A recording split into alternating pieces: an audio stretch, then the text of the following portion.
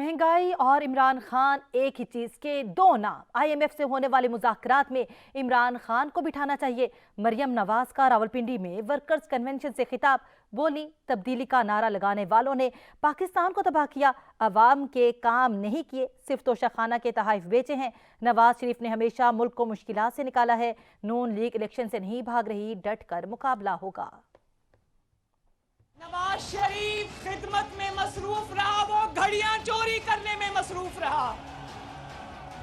ऐसे ही पाकिस्तान का ये हाल नहीं हुआ, वो घड़ियां चोरी करता रहा, मुल्क में आग लगाकर अपनी जेबें भर के आज बनी गाला में भी नहीं बैठा, आज जमान पाक के बंकर में बुज़दिलों की तरह छुप के बैठा है। तो शेरों, मुझे बताओ, इलेक्शन के लिए तैयार हो? जो मुस्लिम लीग नून को ये कहते हैं कि शायद मुस्लिम लीग नून इलेक्शन नहीं लड़ना चाहती, तो कान खोल के सुन लो, मुस्लिम लीग नून सिलेक्शन से नहीं आई, जो इलेक्शन से डरती हो।